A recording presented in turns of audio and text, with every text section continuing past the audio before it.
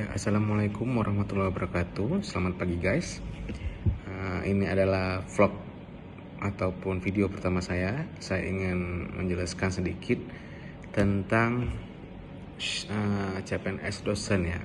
Kebetulan saya ini adalah lulusan tahun 2025 guys. Ini masih baru. Saya akan memberikan tips dan trik mengenai CPNS dosen, khususnya dosen politeknik maupun dosen IAIN, teman-teman ya. Di sini saya menjelaskan sedikit tentang peluang, syarat dan strategi lolos untuk tahun 2025, guys. Oke, pantengin terus video saya, teman-teman ya. Oke, teman-teman pernah bermimpi untuk menjadi dosen, punya penghasilan tetap, status ASN, dan bisa mengabdi di negara ini, khususnya di bidang pendidikan, teman-teman ya. Oke, tahun ini peluang untuk itu terbuka lebar ya teman-teman ya. Yuk kita bahas semua tentang hal penting mengenai CPNS dosen 2025. Dari syarat, formasi, sampai trik lolos seleksi teman-teman. Oke, jangan di skip ya. Oke, di sini teman-teman pasti bertanya ya, kenapa sih menjadi dosen CPNS itu menarik banget? Oke, di sini saya akan menjelaskan sedikit.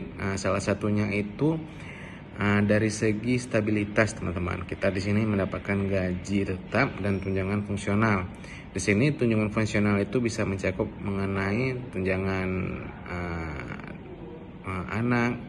Habis itu kita mendapatkan jabatan juga teman-teman ya. Kalau di kampus yang kita daftar kekurangan tenaga dosen yang bisa mengambil ahli seperti kepala prodi, kemudian kepala lab, teman-teman ya. Kemudian di sisi kedua itu kita mendapatkan fasilitas pangkat dan jenjang karir teman-teman, di mana pangkat dan jenjang karir itu sangat membantu kita untuk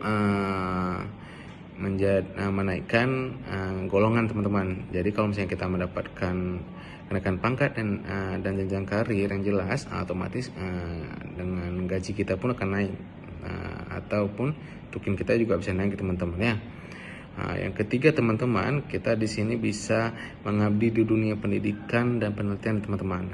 Di sini fakta menariknya teman-teman mendapatkan tunjangan kinerja teman-teman yang belum didapatkan dari tahun-tahun sebelumnya. Jadi give a plus for pemerintah yang telah membantu dosen ya, yang telah mengabdi kepada negara di dunia pendidikan ya teman-teman ya.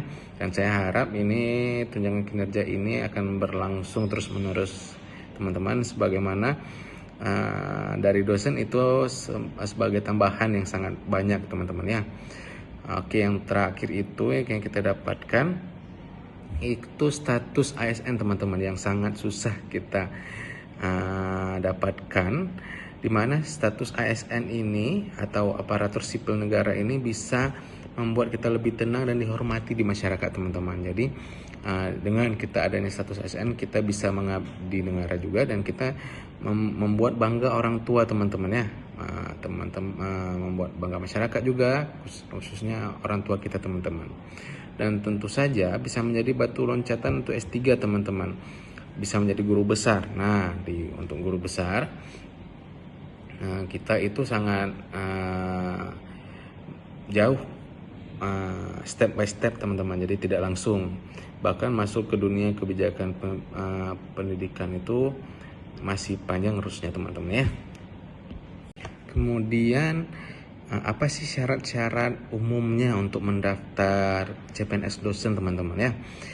Di sini yang saya rangkum dari website SCASN, itu yang pertama kita berkewarganegaraan Indonesia atau WNI dengan usia 18 sampai 35 tahun teman-teman ya, kecuali formasi khusus bisa mencapai 40 tahun teman-teman.